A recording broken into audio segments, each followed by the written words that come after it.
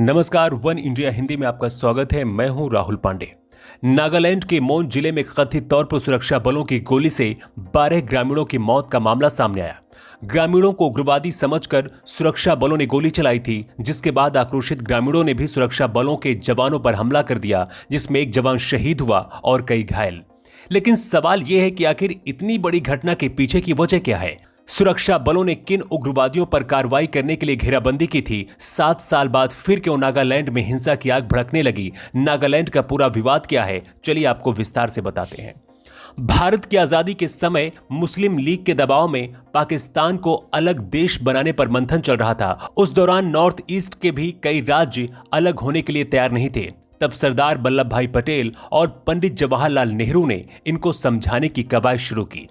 ज्यादातर राज्य तो मान गए, लेकिन नागा नेशनल काउंसिल भारत में शामिल होने के लिए तैयार नहीं हो रहा था। एमएनसी का गठन 1946 में नागा नेता अंगामी जापू फिजो ने किया था।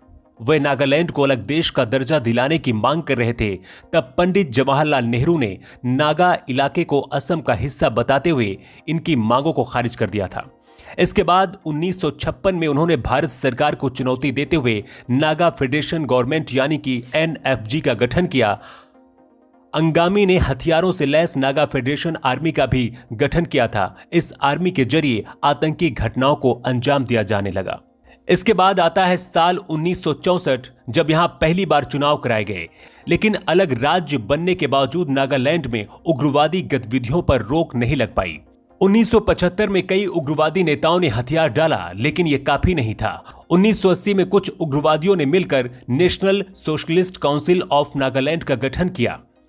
मोन जिले में जिन उग्रवादियों पर कार्रवाई के लिए सुरक्षा बलों ने घेराबंदी की थी, वो इसी संगठन से जुड़े हैं। खुफिया एजेंसियों को सूचना मिली थी कि एनएससीएन के उग्रवादी कुछ बड़ी वारदात को अंजाम देने वाले हैं। नागालैंड के नेताओं का कहना है कि असम में पड़ने वाले शिवासागर, जोरहाट, गोलाघाट और कार्बी सहित कई इलाकों की जमीन उन्हें सौंप दी जाए।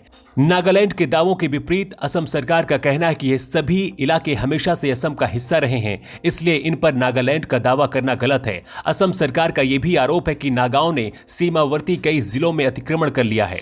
इस गुट के साथ कई बार केंद्र और राज्य सरकार समझौता भी कर चुकी है। 2014 में भी समझौता हुआ था, लेकिन इसका फायदा होता दिख नहीं रहा और समय समय पर ये उग्रवादी गतिविधियों को अंजाम देते रहते हैं। इस खबर में इतना ही। ज्यादा अपडेट्स के लिए आप बने रहिए वन इंडिया हिंदी के साथ।